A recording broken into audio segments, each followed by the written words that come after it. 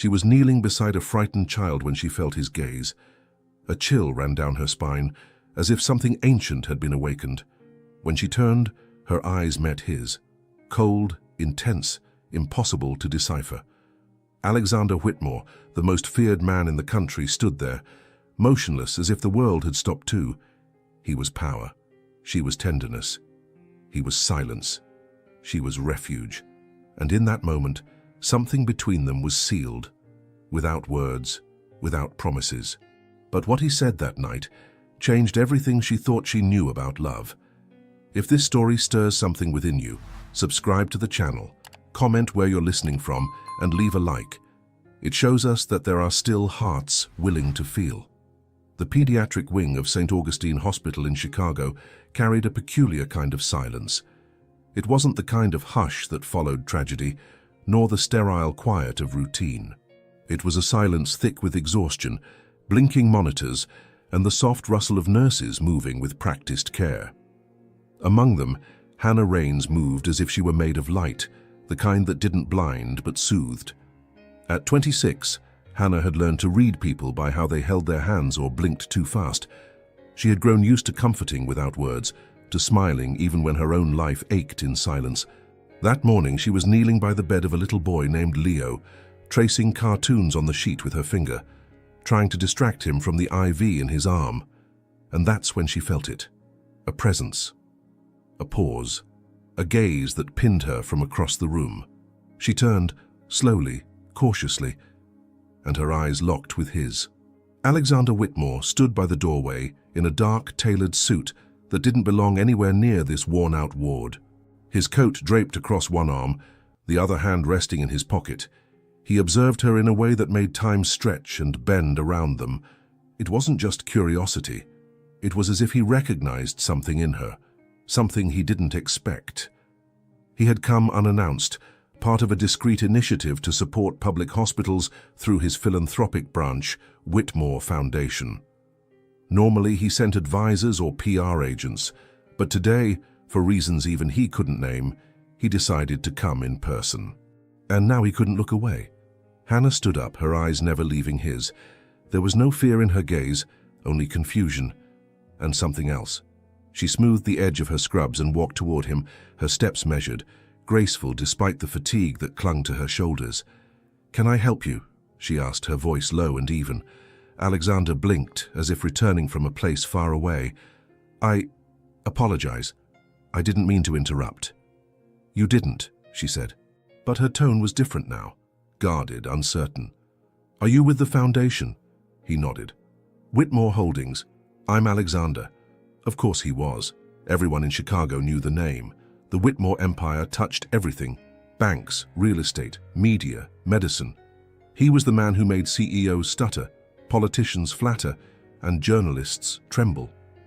And yet here he was, standing in front of her, like a man unsure of his footing. "I'm Hannah," she said simply. She didn't offer her hand. They stood in silence for a moment, long enough for her to notice the slight tension in his jaw, the way his eyes flicked between her and the boy on the bed. She followed his gaze. "Leo," she explained, 8 years old, came in last night with a severe asthma attack. He's scared of needles, so I distract him with dinosaurs. Does it help? Only if I do the T-Rex voice."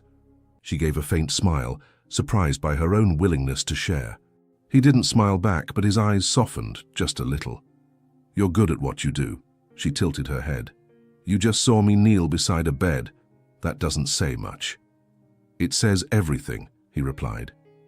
And there it was, a flicker of warmth beneath the armor. Their conversation didn't last long. A nurse called Hannah from the hallway and she excused herself, but before leaving she glanced at him again. And in that glance, something was exchanged. Not names or roles or intentions, just something wordless, intriguing, unfinished. Later that day, Hannah would think back to that moment and realize she had seen sadness in his eyes, not the performative kind that powerful men sometimes wore in interviews. This was something buried, raw, like he had forgotten how to ask for help and didn't trust anyone who offered it. Alexander, for his part, found himself pacing the marble floors of his penthouse hours later, replaying her voice in his mind. There had been nothing strategic about her. No agenda, no performance, just presence. And that, for a man whose life was filled with masks, was oddly disarming.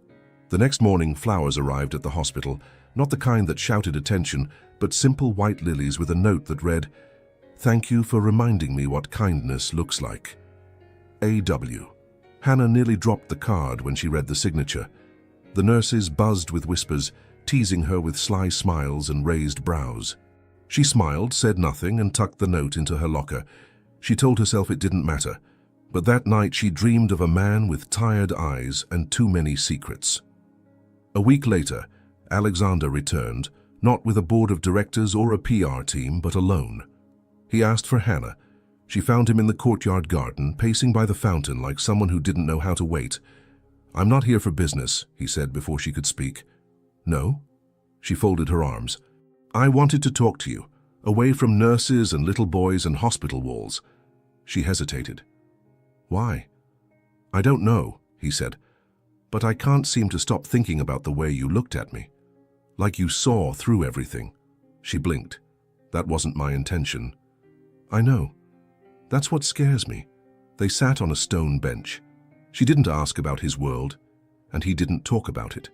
Instead, he asked about her favorite books. Her childhood dog. The one place she'd always wanted to go but never could. And for 2 hours, they talked like two people who had forgotten who they were supposed to be. But just as she began to relax, to let herself believe in the ease between them, he checked his watch and stood.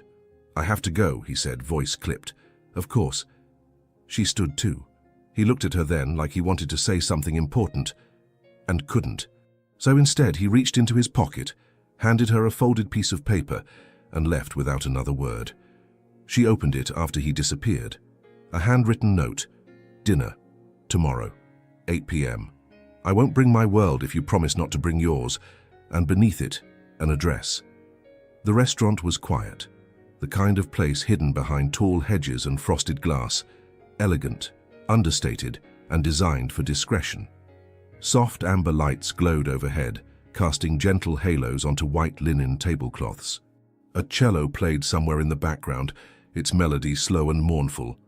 Hannah sat at a corner table, her hands folded in her lap, trying not to fidget. She had chosen a navy blue dress, modest, simple, something that belonged more in a church than in a place like this. And yet, as Alexander walked in and spotted her across the room, his breath caught. She looked like she didn't belong, and somehow, like she belonged more than anyone else. He crossed the floor with deliberate ease, dressed in a dark suit that looked like it cost more than her annual salary. But his presence wasn't just about wealth. It was command, control, quiet power. And yet when he reached her, all that seemed to soften. "You came," he said, as if surprised she was real. She looked up, meeting his eyes. "So did you." They smiled, small, tentative smiles. And it was like no one else in the restaurant existed. The waiter appeared, bowed slightly and poured sparkling water into tall glasses. Hannah reached for hers and sipped, needing something to anchor her. Alexander watched her, not in the way men often did, but as though he was trying to memorize her expression, trying to understand the language of her silences. "I wasn't sure you would accept," he admitted. "Neither was I," she replied. "I almost didn't." "What changed your mind?" She hesitated. "You looked lost that day at the hospital, like you were holding something heavy and pretending it wasn't there." He blinked, caught off guard. "I didn't know it showed." It didn't. Not to most people. There was a beat of silence between them. Then he leaned back, folding his hands in front of him. "Do you always speak like that? As if you see right through people?" "Only when they're not trying so hard to hide." A chuckle escaped him, low, genuine. "God help me," he murmured. Dinner came and went with slow elegance. They talked, not about work or politics or anything that belonged to his world, but about childhood memories, favorite books, the sound of rain at night.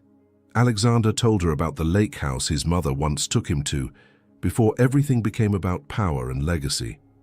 Hannah shared how she learned to braid her own hair after her mom left, and how she used to make up lullabies for her little brother when their father forgot to come home. There was a softness in their voices, as if they both knew this night was something fragile. By the time dessert arrived, which neither of them touched, the distance between them had closed, not physically, but emotionally. Something had begun to form in that space, not just attraction, recognition. When they walked outside, the air was cool and damp. His car waited at the curb, engine purring softly. But they didn't part immediately. They stood on the sidewalk beneath the glow of an old street lamp, wrapped in quiet. "Would it be inappropriate?" he asked slowly. "If I said I didn't want this night to end yet?" She looked up at him, her eyes reflecting something unspoken. "That depends on what you mean by end." He smiled faintly. "Just not yet. Not goodbye.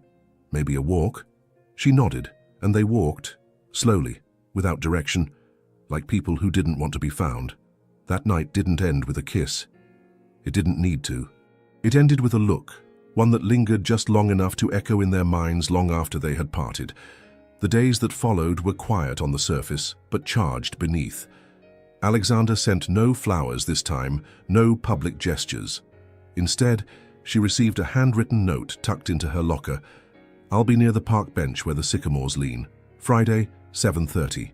She didn't tell anyone. They met again. And again. Always in places where no one would recognize them. Late-night diners, shadowed gardens, private libraries in the back of old buildings. Each meeting was a whisper, a stolen page from a book no one else could read. They talked about everything and nothing. And with each conversation, Alexander became less of a distant figure and more of a man. He confessed his fear of becoming like his father, a man who built empires, but left destruction in every room he exited. Hannah, in return, told him about her fear of loving someone who could disappear at any moment, not just physically, but emotionally. "I don't disappear," he said once, voice tight. "You do," she whispered. "In your eyes." He didn't argue. He just looked away. But not all moments were heavy. There was laughter too, inside jokes that formed in glances, the way she would mock his obsession with black coffee, or how he teased her for always carrying 2 pens, one for work, one for dreams. One night, in an old theater no longer in service, he danced with her to music playing from his phone. She laughed when he stepped on her toes, and he laughed too, for the first time in years. There, in that dust-scented room, surrounded by broken seats and forgotten curtains, they felt alive in a way that no boardroom or hospital wing ever could offer. Still, they didn't name what was growing between them. There were no declarations, only eyes that said too much and touches that lingered too long. And then came the night at his office. She had come to drop off a thank you letter for a donation he'd made to a pediatric wing in her name, anonymously, of course. He opened the door before she knocked, as if he had been waiting. Inside, the room was warm, dark except for the city lights filtering through the tall windows. They talked for a moment, nothing urgent, but something shifted, a pause between words, a silence that stretched just a second too long. She took a step back and he took a step forward. Their hands touched first, his fingers brushing hers, hesitant. Then their eyes met, and whatever restraint existed collapsed between them. The kiss was slow at first, a question formed in breath and skin. But then came the pull, deep, magnetic, undeniable. His hands cradled her face like he was afraid she might vanish. Her body melted into his as though it had known the shape of him long before this night. They broke apart, breathless. "I shouldn't have," he started. "I know," she said, but neither of them moved away. And outside, beyond the glass, the city kept its secrets. It was never supposed to happen like that. They had met for a late dinner, this time in a private lounge inside one of Alexander's buildings, a quiet place with velvet chairs and dim lamps that spilled amber light across mahogany floors. He had cooked, or tried to, burnt pasta, undercooked vegetables. Hannah had laughed so hard she nearly cried, and Alexander, for once, looked completely out of control. Human, soft. She cleaned the mess while he opened a bottle of wine. They sat on the floor instead of the table. Music played low, an old jazz tune humming like a secret in the background. "You're different when you're not trying to be perfect," she said, sipping slowly. He glanced at her, one eyebrow raised. "Is that a compliment?" "It's the only kind I give." They were closer than they realized, knees brushing, shoulders tilted toward one another, the kind of closeness that doesn't announce itself, but creeps in, one heartbeat at a time. Her hand was resting on the floor between them, and without thinking, his fingers found hers, a silent intertwining. She didn't pull away. They didn't speak after that. Not for a long time. Instead, he shifted toward her, slow, tentative, like someone approaching a fire. His hand moved to her cheek, his thumb grazing the curve of her jaw as his eyes searched hers, asking a question he didn't know how to phrase. Her breath hitched, but she didn't look away.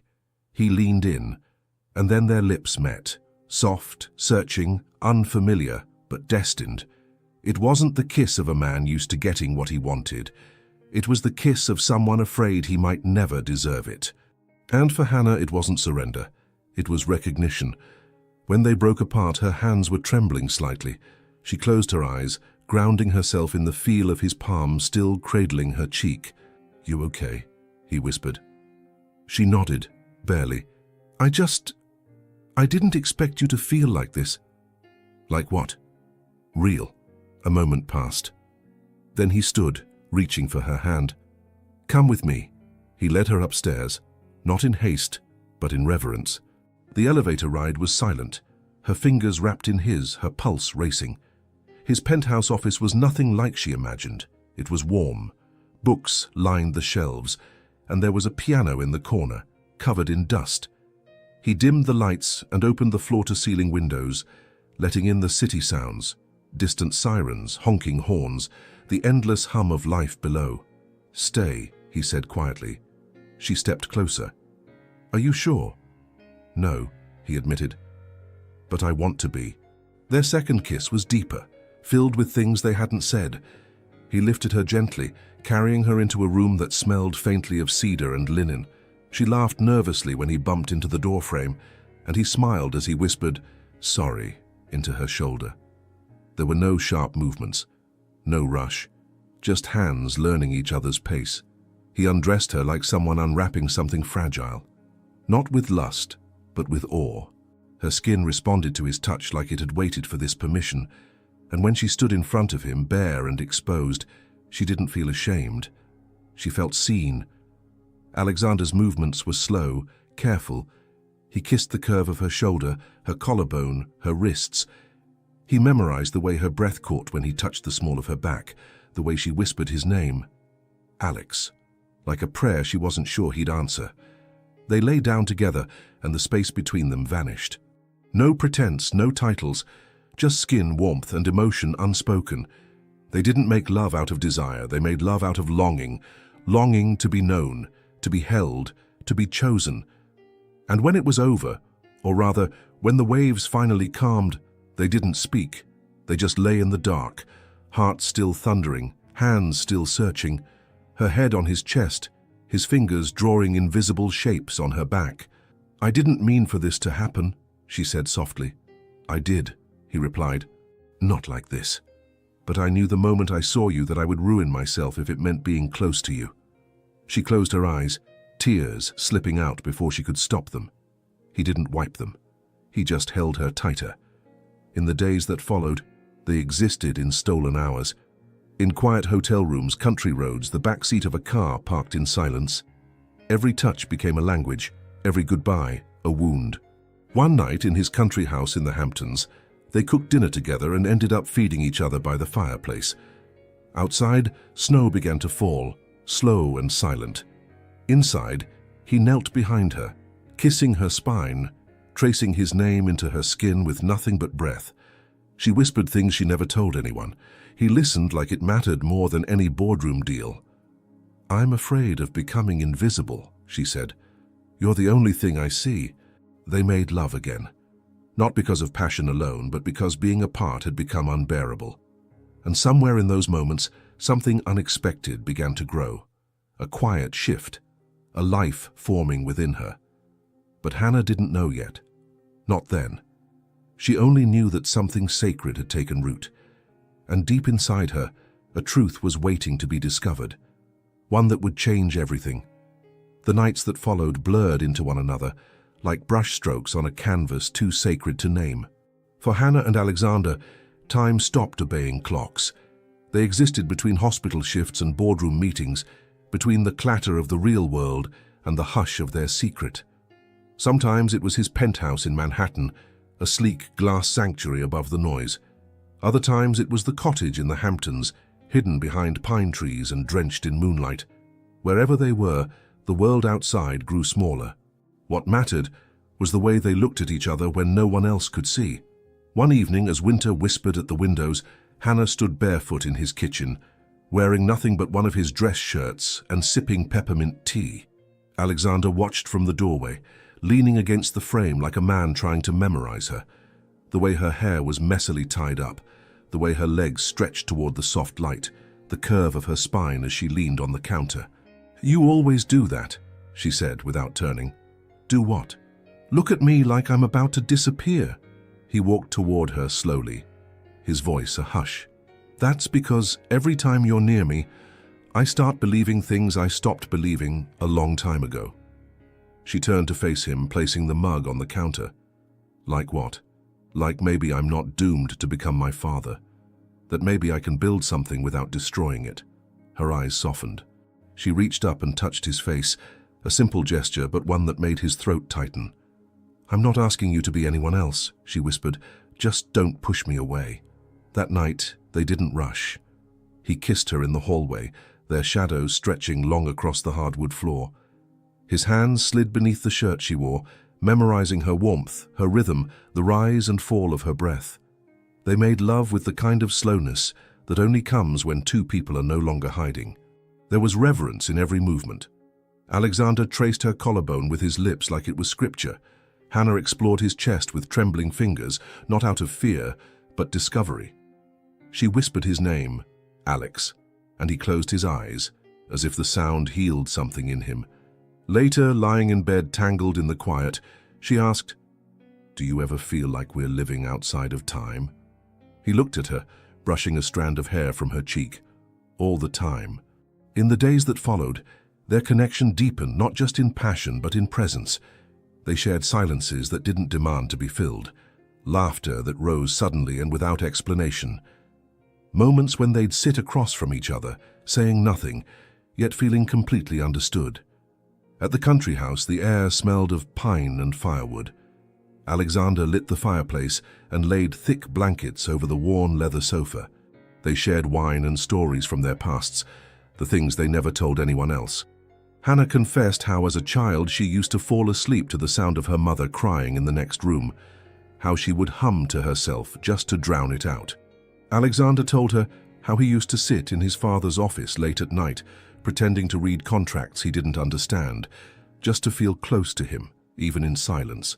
"So you don't have to carry all of that," she said, tracing his knuckles with her thumb. "I don't know how to put it down. You're doing it now." And maybe he was. Because that night, when they undressed each other again, it wasn't about escape. It was about being seen, being chosen, being held without question. She kissed the scar beneath his ribs and asked nothing. He ran his fingers down her spine and didn't flinch when she whispered her fears. There was no performance, just surrender. They lay in the quiet afterward, the fire crackling beside them. He pulled her into his chest, his chin resting on her head, and for the first time in years, he slept without dreams. But something unspoken had begun to shift. One morning, Hannah stood at the bathroom sink brushing her teeth when she caught her reflection. Pale skin, darker circles under her eyes, a tension in her lower belly she couldn't quite place. She blinked it away, told herself it was nothing, just fatigue, just long hours and long nights. But a part of her knew, somewhere beneath the surface her body had already begun to whisper a new story. She didn't say anything, not yet. Instead, she curled back into bed, slid beneath the sheets, and tucked herself into his side. He stirred but didn't wake, his arm instinctively wrapping around her. She listened to the sound of his breath and wondered what would happen when she finally told him. Would he panic? Would he pull away? Or would he do what she silently hoped for and choose her again? That evening, they stood by the window of the penthouse, watching the lights of the city flicker like distant stars. Hannah leaned into him, her fingers laced with his. "Have you ever wanted to disappear?" she asked softly. He looked down at her, surprised. "Why would you ask that?" "I don't know. Sometimes I just wonder what it would feel like to live a life no one notices." "You'd hate it," he said, "because the world would be missing something it doesn't even know it needs." She smiled faintly, resting her head against his chest. He kissed her hair. Neither of them knew that their world was already changing, that within her a heartbeat had begun, fragile, hidden but undeniable, and soon no secret would stay hidden. It began with a scent. Hannah stood in the hospital supply room, organizing vials of antibiotics, when the smell of rubbing alcohol hit her harder than usual. Her stomach twisted. A wave of nausea rolled up her throat, sharp and unexpected. She clutched the shelf for balance, closing her eyes, breathing through her nose. "You okay?" asked a colleague, poking her head in. "Yeah," Hannah forced a smile. "Skipped breakfast." But it wasn't just that. Over the next few days, small things began to unravel. Food she normally loved suddenly repulsed her. Her body felt heavier, not in weight but in gravity, like something had quietly shifted inside her. And then came the moment she couldn't ignore. She was late, by a week. She tried to stay logical. Stress, irregular shifts, emotional exhaustion, they could all throw her cycle off. But deep down, she knew her body. And her body was telling her something had taken root. At the pharmacy down the street from the hospital, she paid in cash, kept her head down, and walked back home with trembling hands. She didn't even wait to change out of her scrubs. The test sat on the edge of the bathroom sink as she stared at it, frozen in place, pulse roaring in her ears. 2 pink lines. Hannah sank onto the cold tile floor, the test clutched in her hand. Her heart thundered, not in fear, but in something much more complicated, a storm of wonder and disbelief. Her fingers pressed against her belly, still flat, still quiet, but suddenly sacred. A child. His child. The world didn't stop moving. She still went to work, still responded to emergencies, still smiled at elderly patients and wrapped tiny arms in bandages. But everything felt different, like she was living in 2 layers, the one everyone could see and the one only she could feel. She didn't tell Alexander right away. At first, she convinced herself she needed time to process. Then she reasoned that he was busy, locked in high-stakes negotiations, media appearances, global investors. But in truth, she was afraid. Not of him, of what the truth might mean, for their quiet world, for them. He had never spoken of children. He barely spoke of the future. And yet, every time he looked at her lately, there was a softness there. A question he hadn't yet formed, a vulnerability she didn't want to wound. The decision tore at her in silence. Then one Sunday evening, the answer arrived in a different form. She was in his apartment, curled up on the window seat, sipping ginger tea and pretending to read a book. Alexander sat at the piano behind her, fingers gliding over the keys with surprising ease. He wasn't playing anything recognizable, just fragments, notes that rose and fell like breath. When the music faded, he turned toward her. "You've been quiet." She looked over her shoulder, startled by the way he was watching her. "Just tired," she said. "More than usual." She hesitated. "You notice that?" "I notice everything about you." Her heart skipped. He stood, walked over, and sat beside her on the cushioned bench. For a long moment he said nothing. Then quietly, "You've been pulling away from me." Her throat tightened. "I'm not..." "You are." His voice wasn't angry. It was wounded. "And I don't know why." Hannah closed the book in her lap and stared at her hands. Then, before fear could stop her, she reached into her bag and pulled out the folded paper. The second test, still sealed, still unspoken. She handed it to him without a word. Alexander looked at her, then down at the object in his hands. His fingers were steady as he unfolded it. The moment he saw it, the meaning of those 2 pink lines, something shifted in his expression. Not panic, not anger. Stillness, like the moment before thunder. He didn't speak right away, just stared at it, then back at her. "You're sure?" he asked, voice hushed. She nodded, eyes wet. I took two. I didn't believe it either. Alexander stood, paced to the other side of the room, ran a hand through his hair. A child. Our child, she whispered. He turned slowly, as if the words had struck him physically. A long silence stretched between them, the kind that carries the weight of every choice yet to be made. Then he crossed the room in 3 strides and knelt in front of her.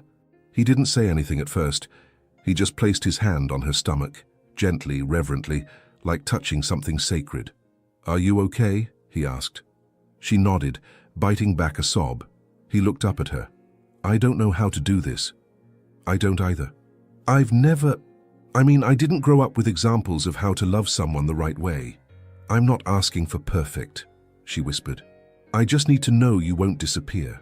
His eyes met hers, and for the first time she saw something different there. Not just desire or admiration, but fear and wonder tangled together. "I won't run," he said finally. "Whatever this is, however it looks, I'm in it. All the way." Hannah exhaled, the breath shaking from her chest. He pulled her into him, holding her like she might break. And maybe, in that moment, they both did. Just a little. Broke open, broke honest. They stood there in the quiet, wrapped in each other, while the city lights blinked behind them like tiny promises. Neither of them noticed the phone buzzing on the kitchen counter. A message, a name, a headline already beginning to take shape.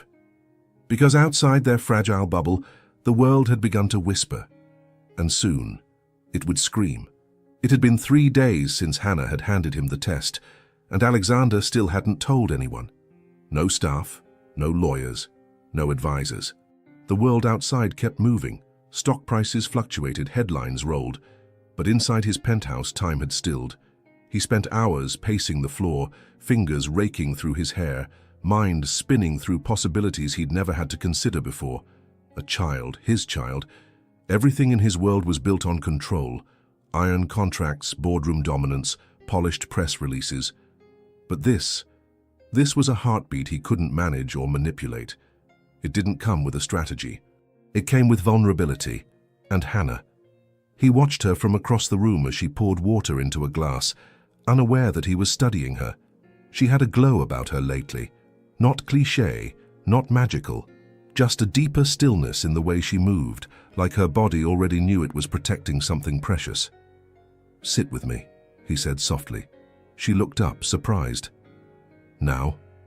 He nodded, already sinking into the leather armchair near the fireplace. She came barefoot, wearing one of his shirts again, and it undid him every time. When she sat across from him, her hands folded nervously, he didn't speak at first, just stared into the fire. "I've never told you this," he began, "but I was an only child. My father had 2 families. I was the one he claimed publicly, but not the one he loved." Hannah's brows pulled together. She leaned forward. "Alex, I swore I'd never become like him. I spent my entire life proving I wasn't him. Every decision, every risk, every ounce of success, all to distance myself from his shadow." He turned to face her fully. "And now, the one thing he failed to do becomes the one thing I must learn how to do from scratch." She reached across and took his hand. "You don't have to be your father, but I'm afraid I already am. I don't know how to be soft with something I can't control. I don't know how to build a family when I've never seen one that didn't fall apart. You start by staying. That's it. Not planning, not perfecting, just staying." He nodded slowly. "I want to. I really do." "Then that's enough for now." There was a long pause. The fire crackled. A distant siren moaned from the street below, and then he asked, "Have you told anyone?" "No, only you." He let out a breath, part relief, part dread. "Good," he said, "because I need time to figure out how to protect you before this gets out." She nodded, but there was something in her expression he didn't see, something unsaid, because Hannah had received a message that morning, from a blocked number, a single line. "Does Alexander know about the baby yet?" No name, no source, but she knew what it meant. Someone knew. 2 days later it happened. It started with a headline buried on a gossip site. "Mystery woman seen at Whitmore penthouse multiple nights." Then, The next day, insider claims CEO's secret lover might be expecting. Hannah saw the post during her lunch break. Her hands trembled so violently she dropped her phone. Her face went cold. By the time she picked it up again, the comments had already started. Gold digger. Classic scandal. Nurse seduces billionaire. Watch her sell the baby story for millions. She couldn't breathe. The hospital hadn't said anything. Yet. But the stares had begun. The way nurses lowered their voices when she entered the room. The way one doctor glanced at her belly, then looked away. She didn't even finish her shift. She just left. Alexander was in a meeting when she stormed into the building. No security guard stopped her. They knew her by now. She stepped into the elevator and rode to the top floor with tears she refused to let fall. When he saw her, he stood immediately. Hannah. Someone leaked it. His face froze. She threw her phone onto his desk. They know. Everyone knows. It's starting already. The comments, the looks, the whispers, they're calling me. Her voice cracked. Calling me a trap, a scandal. He stepped toward her, but she flinched. You said you'd protect me. You said we had time. I didn't know. Didn't know what, Alex? That someone in your perfect little empire would betray you, or that maybe, just maybe, our world was never going to survive your world. His jaw clenched. I'll fix it. No. Don't fix it. Feel it. For once in your life, stop calculating and just feel it. He stepped back as if her words physically struck him. She wiped her eyes quickly. I don't want to disappear into your silence. If you're going to love me, you have to love all of this. The mess, the fear, the risk, me. He swallowed hard. His chest rose and fell with a weight she couldn't see. Then he whispered, I do love you. The room went still. She stared at him. Then say it like you mean it. Not like a business deal. Not like an apology. He walked to her slowly, deliberately. I love you. Her eyes welled up. I love you, he repeated, and I love what we've made. Even if I don't know how to be what you need yet, I'm here. I'm not going anywhere. She let herself fall into him then, sobbing against his chest, fists pressed to his shirt like she needed to anchor herself. And for the first time, Alexander didn't try to fix her pain. He simply held it. But far below their world of glass and silence, cameras had begun to flash. And somewhere in a conference room filled with men in suits and smiles that hid knives, a conversation had already begun. About damage control, about reputation, about denial. Because love was never part of the business plan. It started with a headline on a business tabloid. Alexander Whitmore's secret mistress, nurse from Chicago, allegedly pregnant with heir. Then came the photos. Grainy but unmistakable. Hannah leaving his building late at night, her coat clutched tightly around her, her face partially hidden beneath a scarf. Another image showed her entering the hospital, visibly distressed. A third, crueler one, captured her standing on the sidewalk, her hand resting on her abdomen. A candid moment twisted into tabloid bait. The news spread like wildfire. By midday, her name was trending. By nightfall, her hospital suspended her with the excuse of investigating internal policy violations. The press called her everything from the nurse who seduced a billionaire to the woman destroying Whitmore Holdings. Talk shows speculated whether she had intentionally gotten pregnant. Bloggers dissected her past. Old social media posts resurfaced and were taken out of context. Her modest apartment was swarmed by photographers. A drone hovered outside her kitchen window. She couldn't go outside without being followed. Couldn't check her phone without seeing her name twisted into headlines she didn't recognize. And Alexander, he had promised to protect her, but he was silent. Too silent. Hannah sat on the bathroom floor of the penthouse, curled up near the tub, her phone vibrating endlessly beside her. She hadn't answered a call in hours. She couldn't. The noise was too loud, not just outside, but inside her. Her body felt tense, her chest tight. The weight of the baby she carried suddenly felt heavier, not physically, but spiritually. She pressed her palm to her belly and whispered, I'm sorry. Again and again. The worst part wasn't the articles. It was the comments. How much do you think she got paid to keep it? Another woman trying to trap a rich man. Hope he demands a paternity test. They didn't know her. They didn't know him. But in the world of public perception, truth was the first casualty. Meanwhile, across the city, Alexander sat in a dark conference room surrounded by executives, men in suits, women with tight smiles, legal teams, PR handlers, investors who spoke in percentages and risk analysis, as if this living, breathing crisis was nothing but a glitch in the algorithm. "You need to issue a denial," one advisor said, "immediately." "We've drafted a press release," added another. "You'll say the woman is lying, that you never had a personal relationship with her." Alexander didn't speak. The room waited. Then one man leaned forward, voice colder than the rest. "If you acknowledge this child publicly, you're opening yourself up to legal exposure, stockholder panic, and possibly a hostile board takeover. We need you to understand the gravity of this situation." Alexander's jaw tightened. "So you want me to lie?" The man didn't flinch. "We want you to protect what you've built." Alexander looked down at the file in front of him, a blurry photo of Hannah. A printed copy of the article, her name circled in red ink like a threat. He stood. "This meeting is over." "Alexander, I said it's over." He left without another word. That night, Hannah didn't sleep. She paced the apartment for hours, every creak of the floorboards echoing her restlessness. Her phone buzzed again, unknown number. She shut it off. At 3:17 a.m., she heard the key turn in the door. Alexander entered, his face pale, his eyes hollow. She didn't wait. "Where have you been?" "Meetings. Meetings," she repeated, "while my life was torn apart." "I'm trying to fix it, Hannah." "You're trying to protect your name," she said sharply. "Not me, not us." He stepped closer. "That's not true." "Then where were you when the media came for me? When the hospital suspended me?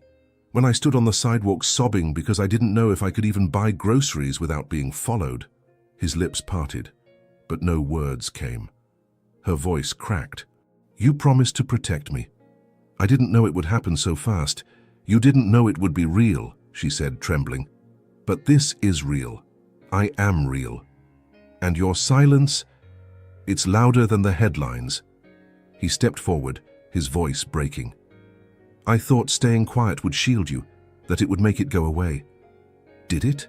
she asked bitterly. "Because I've never felt more exposed." There was a pause, long and aching. Then she said something that made him flinch. "I don't know who I'm more afraid of right now, the world outside or you." He looked shattered, but she wasn't finished. "I love you," she whispered. "But I won't raise this child hiding behind your curtains. I won't be a secret. Not for your empire, not for your shareholders, not even for you." He reached for her hand, but she pulled away. Tears streamed silently down her cheeks as she walked to the bedroom and shut the door, not with a slam, but with the kind of quiet that meant something had broken. The next morning, the media doubled down. "Alexander Whitmore refuses to comment. Is silence an admission?" "Nurse disappears from public eye. Where is she now?"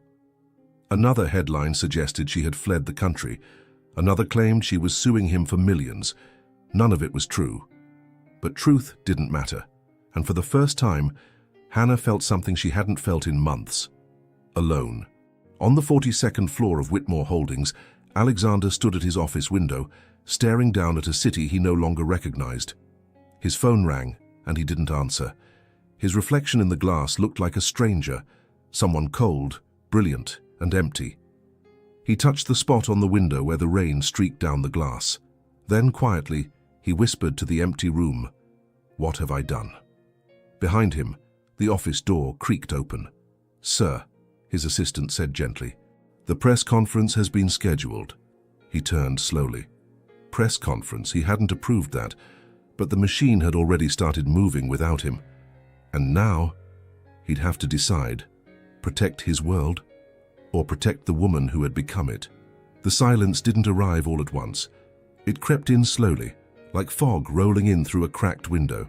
Soft, invisible, but suffocating. Hannah stayed in the guest bedroom. Not because she was angry, but because she no longer knew where she belonged. The master bed smelled like him, like cinnamon and leather and all the things that once made her feel safe. Now, it felt like a museum of unspoken things. Alexander didn't ask her to return. He didn't ask anything at all. Their conversations shrank to logistics. "Are you eating?" "Yes." "I'll be out late." "Okay." "Doctor's appointment?" "Next Thursday." That was all. "No, I miss you. No, I'm sorry. No, I love you." Hannah moved through the penthouse like a ghost, invisible but still aching. She found herself staring at the sonogram tucked inside her drawer, the one where a tiny shape was beginning to form, and wondering how something so alive could grow inside so much silence. Sometimes, in the early morning hours when the city was still asleep, she'd feel the softest flutter in her abdomen. Not a kick. Not yet. Just a whisper of movement. As if the child inside her was asking, "Are we going to be okay?" And she didn't know how to answer. Alexander buried himself in work. He arrived early, left late, took calls at night. He barely touched his piano, barely touched her.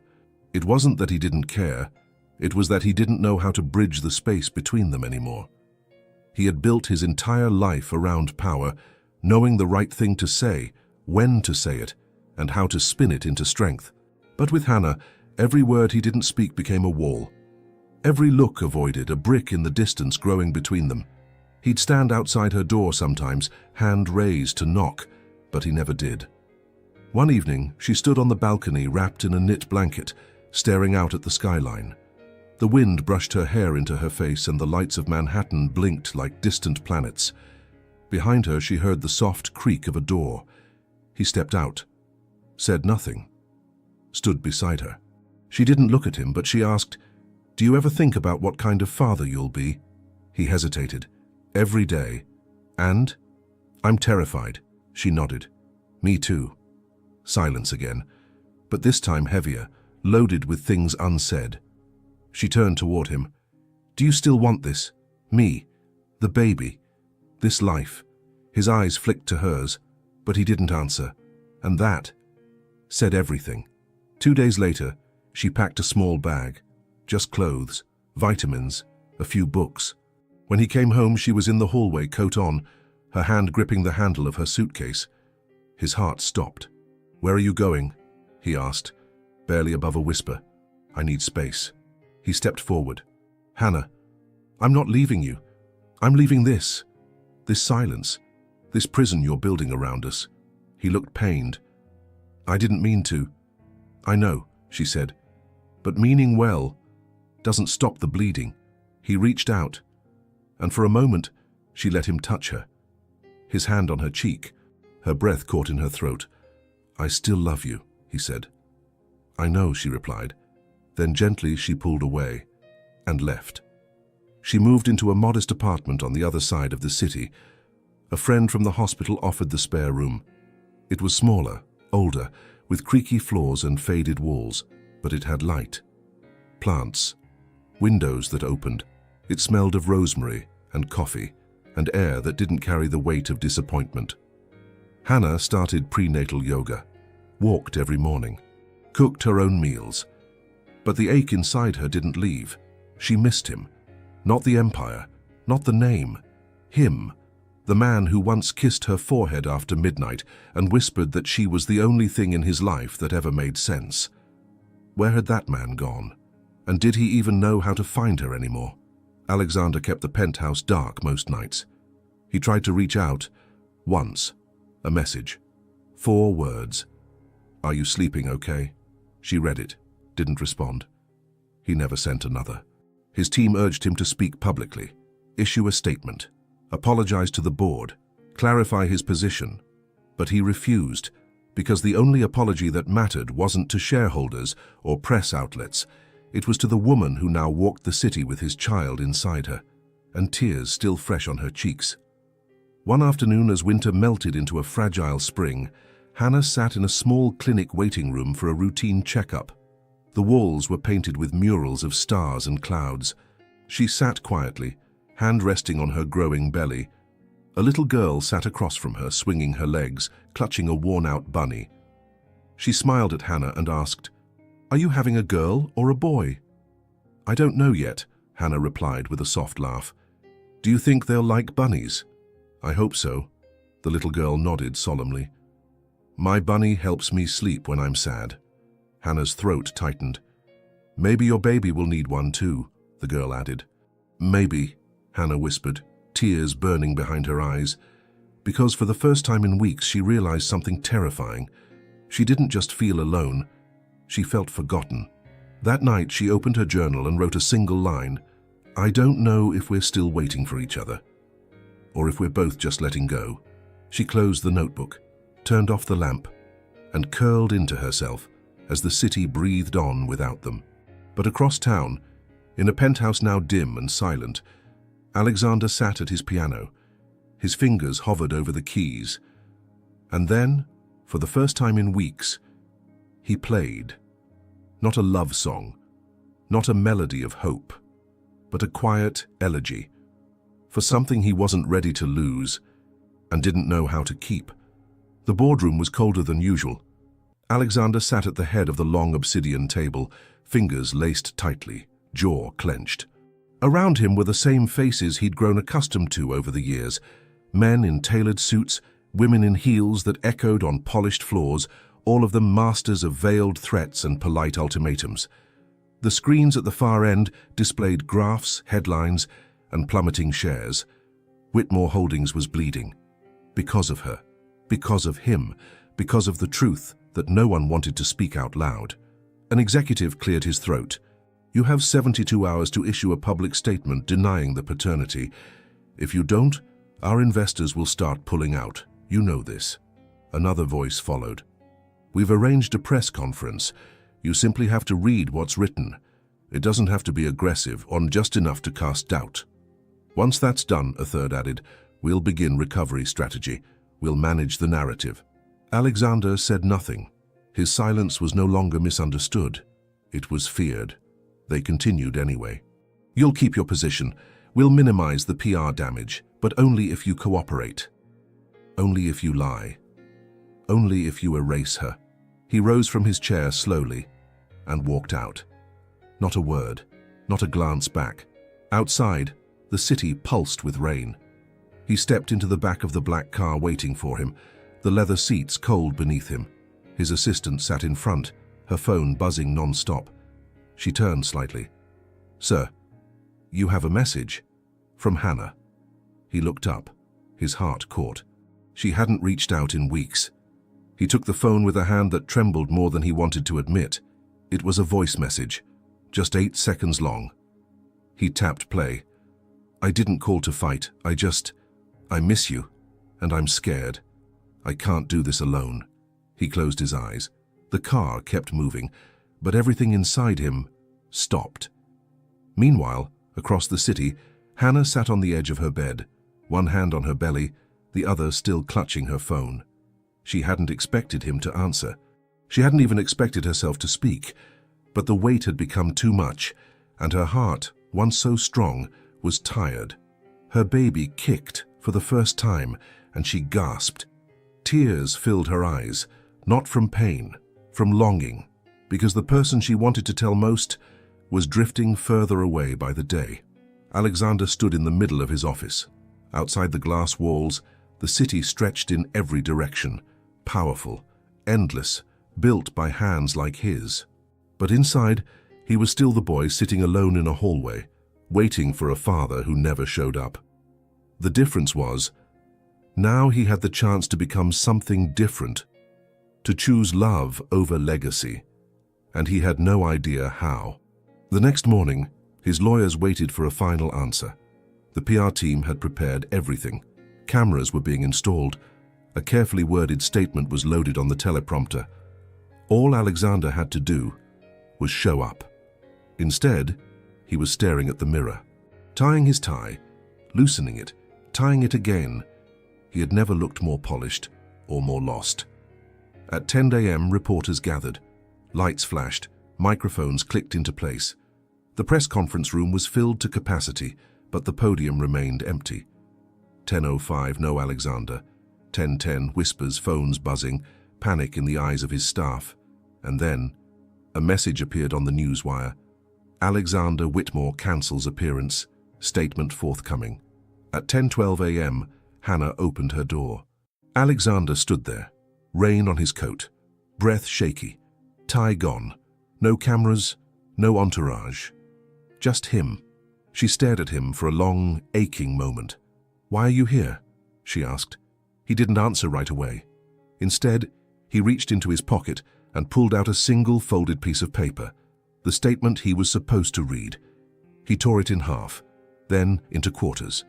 Let the pieces fall between them. "I couldn't do it," he said softly. "I couldn't lie. Not about you. Not about him." Hannah's lips parted. "Him?" He stepped forward, hands trembling slightly. "I've been choosing power my entire life. But power never held me when I couldn't breathe. Power never said my name like it meant something. You did." Her eyes filled. "I choose you, Hannah. I choose our child, even if it costs me everything." She stared at him. The anger, the hurt, the love, all of it rising to the surface at once. He reached out, barely touching her hand. "I'm scared," he whispered. "So am I," she said, "but maybe we don't have to do this scared and alone."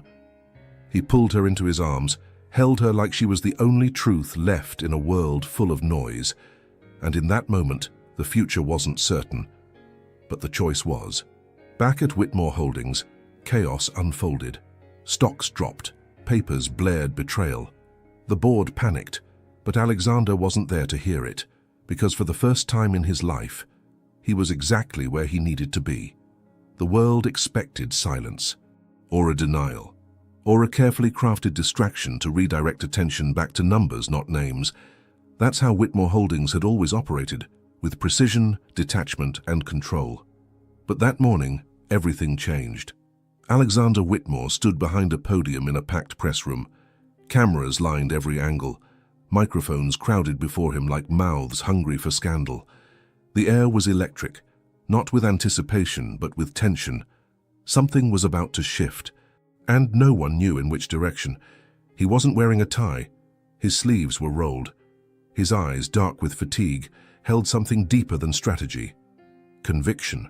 He cleared his throat. Then he spoke. "No script today," he began, voice low, steady. "Just truth." A ripple moved through the room. He paused, glanced briefly at the front row, reporters, critics, shareholders, adversaries. And then he looked directly into the camera. "There's been a lot of speculation lately about my personal life, about a woman, a child, about whether or not I have a future outside of this company." Another pause. "I'm here to confirm one thing. It's all true." Gasps, audible. He continued. "Her name is Hannah Raines. She is not a scandal. She is not a mistake. She is not a threat to this company or to me. She is the woman I love." He let the words settle. And then, "We are expecting a child." Flashes exploded across the room. Alexander didn't flinch.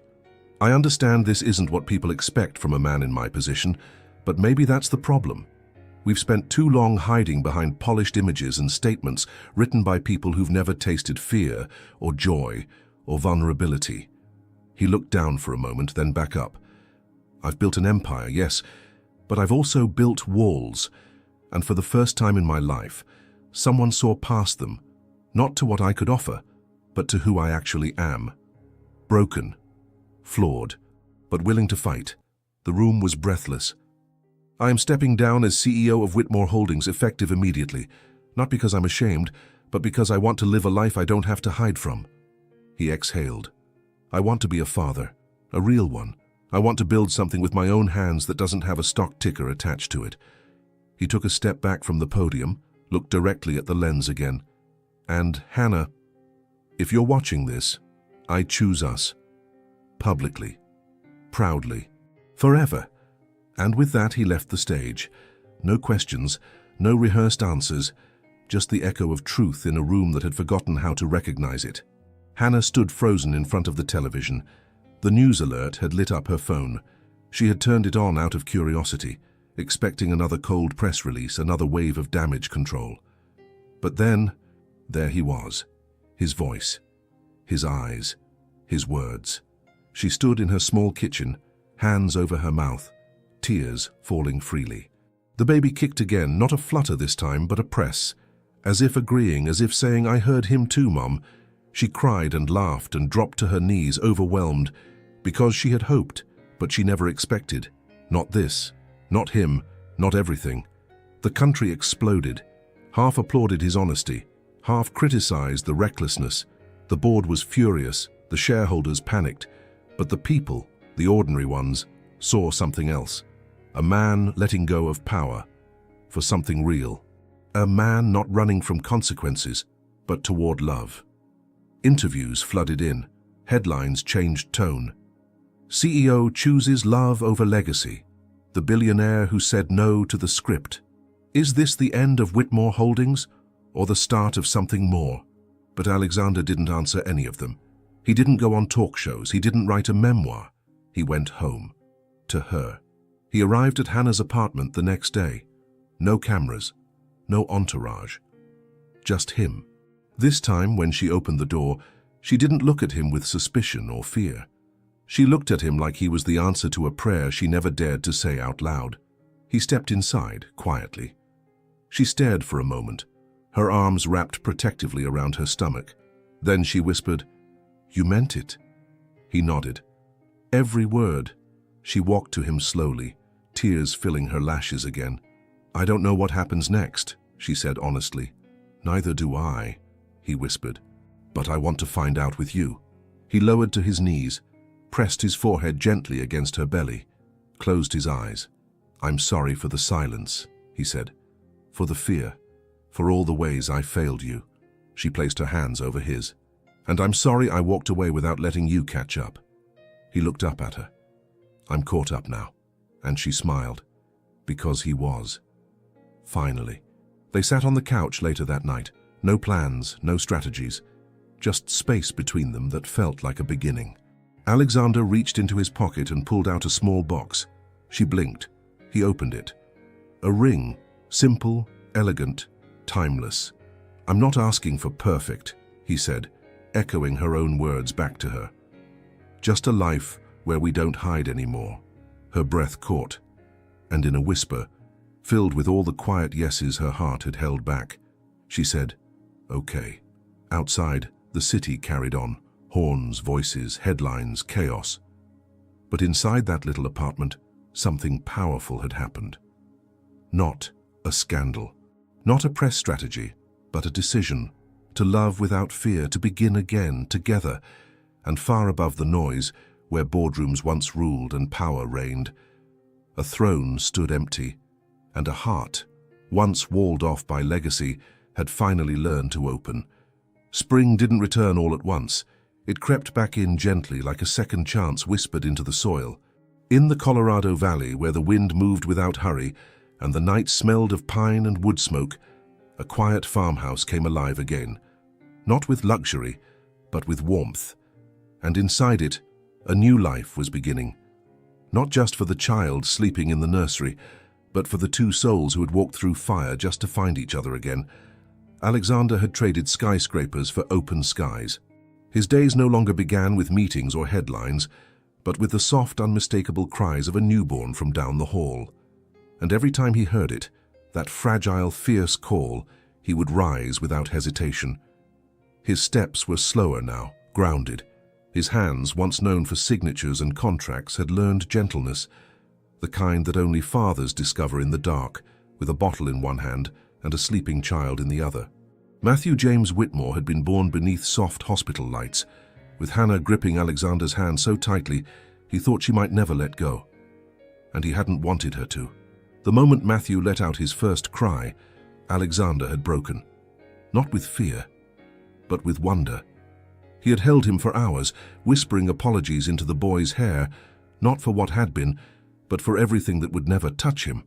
Not shame, not silence, not absence, only presence, only love. The farmhouse became their sanctuary. Its paint was chipped, the plumbing needed work. But the walls held stories now, real ones. Not boardroom victories or business legacies, but the kind told through baby laughter and kitchen dancing at midnight. Alexander chopped wood in the mornings and learned how to brew strong coffee. He walked barefoot across the creaky floors and planted herbs with Hannah in the garden, his hands dirty in ways that made him feel clean. At night, he would write. Not reports, not speeches, but letters to Matthew. A collection of pages he planned to give him one day, when he was old enough to understand that his father hadn't always been the man who tucked him in, and that love sometimes takes time to learn. Hannah too changed.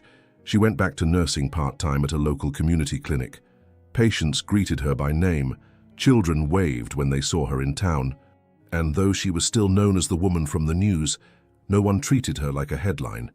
She was simply Hannah now, mother, healer, wife in all but name. In the evenings, she read aloud while Alexander folded laundry. Sometimes they fell asleep on the couch with Matthew between them, his tiny hands gripping their shirts like anchors to a life they never dreamed they'd deserve. They shared long walks under the stars, whispered plans for a garden expansion, and kissed in the doorway like teenagers learning each other's mouths for the first time. It was ordinary, and it was perfect. But healing isn't a straight road. There were hard nights. Nights when Matthew wouldn't sleep and both were too tired to speak without sharpness. Nights when Alexander woke from nightmares, his father's voice echoing in his mind, warning him he'd fail just the same. On those nights, Hannah would hold him, not with words but with silence and skin, her palm pressed to his chest until the storm inside him quieted. And sometimes she would cry too, not from sadness, but from the weight of joy. From the disbelief that this peace, this love, had chosen her after all the years she thought it never would. They didn't aim for perfection, they aimed for presence, and they never stopped choosing each other. One afternoon, as golden light spilled across the porch, Alexander sat with Matthew sleeping on his chest.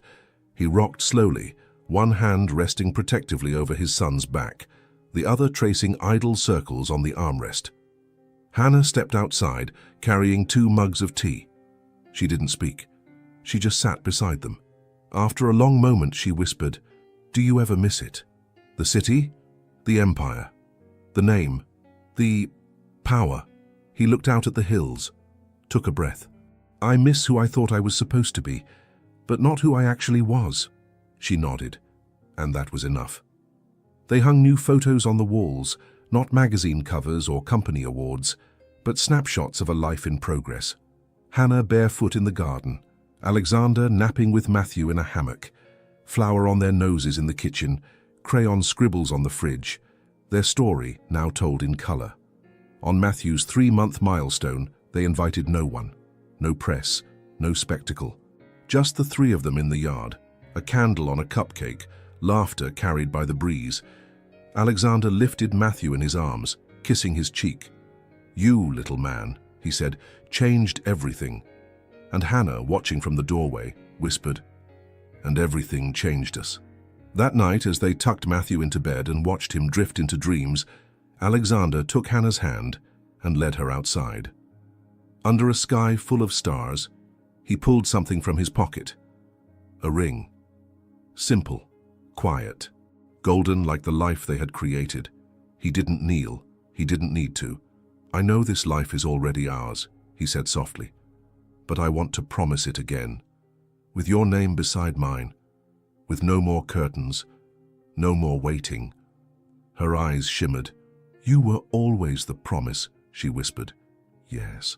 Later, as they danced barefoot on the porch to a song only they could hear, Alexander pressed his forehead to hers and said, This is everything I never knew I was allowed to want." And she smiled, because it was. And tomorrow they would wake again, not as the world's expectation, but as a man, a woman, and a child held together by something stronger than fate.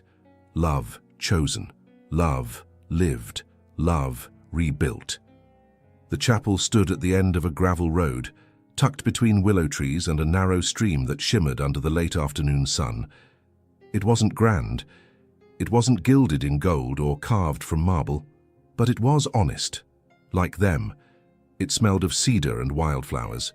The pews were worn, the floor creaked in protest with every step. And yet when Hannah stepped through the doorway, white lace trailing behind her, everything fell silent. Not from protocol, but reverence. Alexander stood at the altar in a navy suit, No tie, no crowd, just a quiet smile that trembled slightly when he saw her. He had seen her 100 ways, under candlelight, in hospital scrubs, curled up on a couch with their son sleeping against her chest. But today something inside him broke in the best way, because this wasn't a dream, it was real, and she was walking toward him like a promise finally kept. The guest list was short, just a handful of souls who had seen them through the storm. A retired nurse who had once mentored Hannah, a former driver who now ran a bookstore, and the midwife who had whispered encouragement into Hannah's ear when Matthew came into the world. Matthew was there too, of course, cradled in the arms of a close friend, his tiny bow tie slightly crooked, his face soft with sleep. He didn't cry, not once, as if he too understood that something sacred was unfolding. The ceremony began with no music, only words, vows written in ink-stained notebooks, spoken with voices that sometimes faltered but never strayed. Alexander took Hannah's hands in his and whispered, "I once built a kingdom of silence, cold rooms, empty floors, my name on buildings, but not on hearts. And then you came in, not to rescue me, but to remind me that I was worth being found." Her eyes shone, tears balanced but unfallen. "You didn't save me," he continued, voice breaking. "You saw me, all the cracks, all the unfinished pieces, and still you stayed. You chose me. Again and again." He pressed her fingers to his lips. "And I promised to do the same, for all the years to come." Then it was her turn. Hannah looked up at him, her voice soft but unwavering. "I thought love would feel like thunder, like lightning, but you were the quiet after the storm, the calm I never thought I deserved." She took a breath. "I've watched you become the man you always were beneath the fear. I've seen you with our son, not perfect but present, and that is the love I will always choose." She smiled, hand over his heart. "Even in silence, even in uncertainty, I am yours." The rings were plain. No diamonds, no spectacle, just gold, solid, enduring like them. When the final words were spoken and they were told they could kiss, Alexander didn't hesitate. He cupped her face like he had 1,000 times before, but this time with everything behind them and everything ahead. Their lips met, and the world faded. The celebration was held under the open sky, with string lights hung between trees and long wooden tables dressed in linen and rosemary. There was no orchestra, just a record player spinning old love songs as twilight bloomed around them. They danced barefoot in the grass, laughter and light in their steps. Hannah twirled with Matthew in her arms, and Alexander spun them both until all three collapsed into a bundle of joy on a picnic blanket. Later, as the stars began to appear one by one, they sat shoulder to shoulder, fingers laced, watching the fireflies rise like tiny blessings from the earth. Around midnight, the guests began to leave. But Alexander and Hannah stayed on the porch, wrapped in a quilt. Matthew nestled between them, fast asleep. For a long while they said nothing. They just listened to the crickets, to the wind, to the soft, steady breath of their child. Then Alexander spoke, voice low. "We did it." Hannah leaned her head on his shoulder. "We're still doing it." He kissed her hair, and she smiled, because she was right. Love wasn't a finish line. It was this, the doing, the choosing, over and over again. Sometime in the early hours they moved inside. The farmhouse glowed in the dark, warm, alive, full of something quiet and holy. Hannah changed into cotton pajamas. Alexander carried Matthew to his crib, brushing a kiss to his forehead before slipping back into bed beside her. They lay together, eyes wide open, staring at the ceiling. "Do you think he'll remember any of this?" she asked. Alexander reached for her hand. "No," he said. "But we will." She nodded, squeezing his fingers. "I want him to grow up knowing what love looks like," she whispered. "He already does," Alexander replied. "He sees it every time you look at me." That made her laugh, soft and true. And as she drifted into sleep, he watched her one last time, memorizing the rise and fall of her breath, the curve of her smile, the way peace had finally found a place to land. Outside, the moon bathed the field in silver. Inside, 3 heartbeats moved in rhythm. And somewhere between the quiet and the dawn, a new story had begun. She entered his life like someone turning on a light in a forgotten room, and he finally understood that true power didn't lie in controlling the world, but in allowing himself to be loved. Alexander and Hannah didn't choose the easiest path. They chose the truest. And in this love without a script, between silences and new beginnings, they built something that neither time nor fear could erase. If this story touched your heart, leave a like, subscribe to the channel, and share in the comments. Where are you listening from? Your presence transforms this space into a home for stories like this.